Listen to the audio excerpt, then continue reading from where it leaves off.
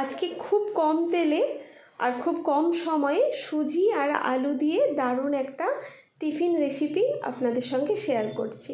এটা বিকালের স্ন্যাক্সেও খেতে পারেন, আবার সকালের টিফিনেও বানাতে পারেন, বাচ্চাদেরও দিতে পারেন। এটা খুব কম তেলেই আমি বানিয়েছি।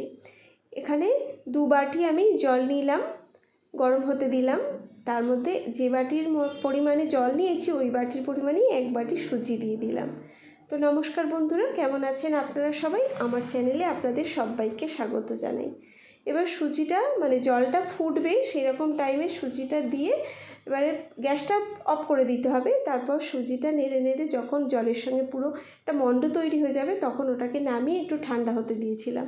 এবার ওর মধ্যে 3টে আলু আমি এখানে সেদ্ধ করে রেখে দিয়েছিলাম, গ্রেট করে ওর মধ্যে দিয়ে দিলাম। এবার ওর মধ্যে জিরে, গোটা জিরে, লবণ স্বাদ মতো, তারপরে 2 চামচ চালের গুঁড়ি, আর আলু তো বললাম গ্রেট করা আলুটা দিয়েছি, পেঁয়াজ কুচি দিয়েছি, ধনিয়া পাতা কুচি দিয়েছি, কাঁচা লঙ্কা কুচি দিয়েছি, আর একটু চাট মশলা দিয়েছি, একটু গরম মশলা দিয়েছি। দিয়ে খুব ভালো করে মেখে হাতে একটু তেল মেখে তারপর এটাকে মেখে রেখে দিতে হবে। রেখে এই যে এটা একটু বড়ার আকারে যার যেরকম শেপ দেবার ইচ্ছা সেরকম শেপ দিয়ে দিতে পারেন। প্রত্যেকটা আমার বানানো হয়ে গেছে। এবার এটাকে আপনারা ডিপ ফ্রাই করতে পারেন, আবার শ্যালো ফ্রাই করতে পারেন। তো আমি এখানে অল্প তেলেই শ্যালো ফ্রাই করব। এই যে কম তেল দিয়েছি, কারণ যেহেতু সুজি দিয়ে বানানো, ডিপ ফ্রাই করে এটা স্বাস্থ্যকর খাবার, স্বাস্থ্যকরই থাক। তো সেই জন্য আমি কম তেলেই এটা ভেজে নিলাম।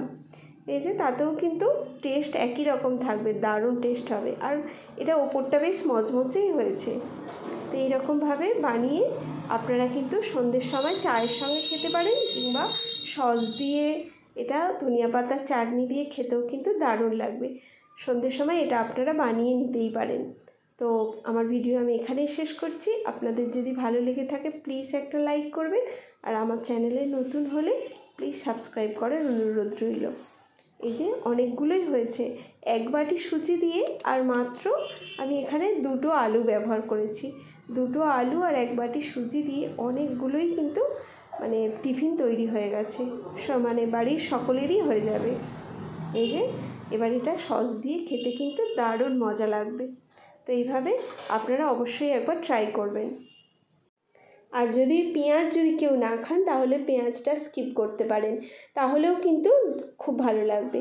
কারণ আমরা পেঁয়াজ খাই বলে আমরা পেঁয়াজটা দিয়েছি। নিরামিষভাবেও এটা কিন্তু বানানো যায় পেঁয়াজ না দিয়ে, শুধু ধনিয়া পাতা, কাঁচা লঙ্কা কুচি, নানান রকম মশলা দিয়ে এটা বানিয়ে নেওয়া যায়, তাহলেও কিন্তু দারুণ টেস্ট হবে।